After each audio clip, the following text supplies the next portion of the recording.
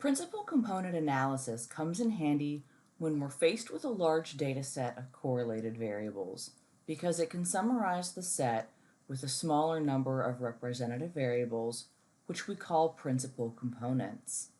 Principal components are uncorrelated variables whose values are the weighted linear combinations of the original variables. So let's explore this concept with an example. Consider country-level health and population measures for a set of 38 countries. For each country, our measures include the death rate per 1,000 people, health expenditures per capita, female adult mortality per 1,000 female population, annual population growth, percent female population, percent male population, total population, size of labor force, births per woman, and birth rate per 1,000 people.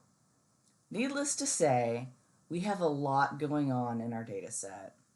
So take a moment now to load the health data set into RStudio. So principal component analysis shines when variables are highly correlated. You can probably imagine just by looking at some of these variables in the health data set that some of them are probably tightly correlated.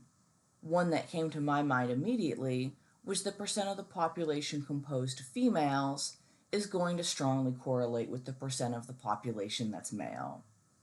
And sure, we could just drop one of the variables, but principal component analysis allows us to reduce data dimensions while retaining almost all of the information in the data.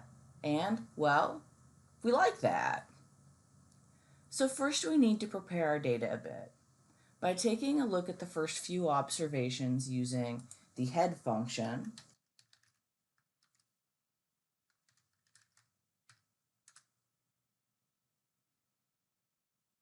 We see that the first column is the country name, and we also see that the individual numbers used in the variables, well, it varies a lot, as it should.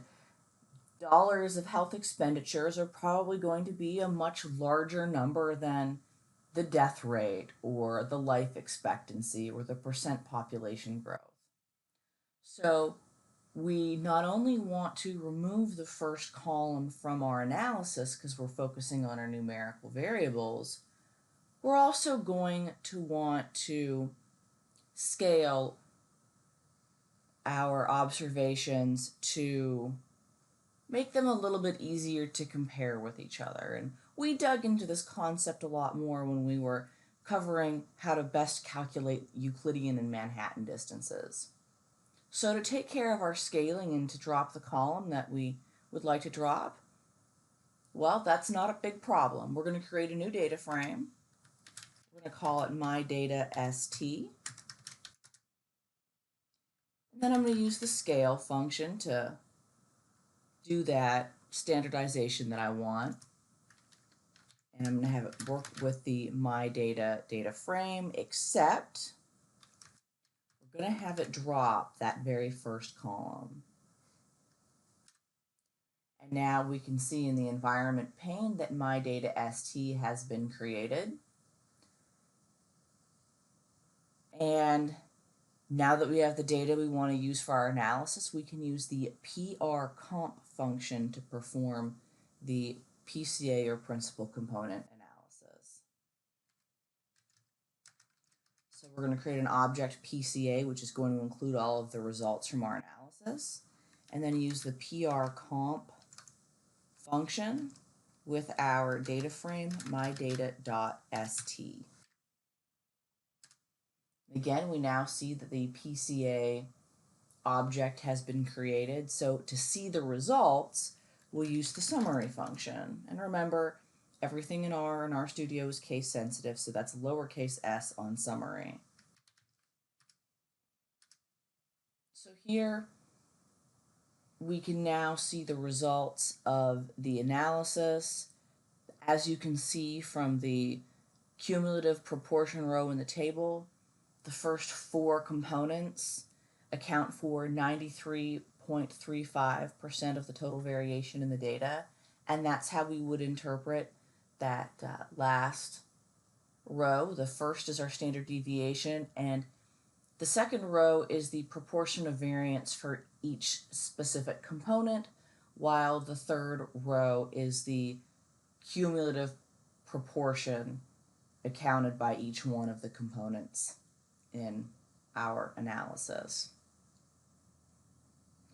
Now, if we wanted to take a look at the weights, we could look at the rotation property of the PCA results.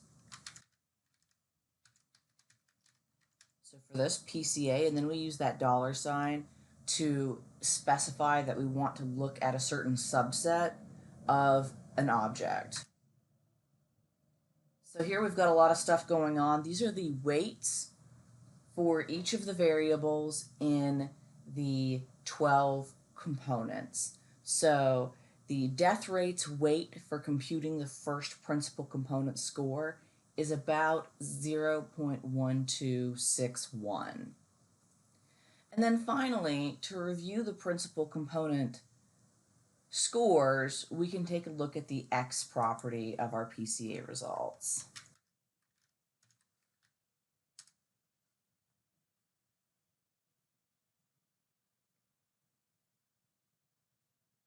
And here we see the principal component score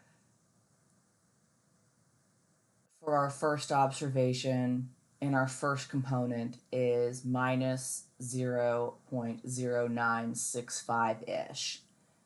And that's really all there is to it. Good luck and hang in there.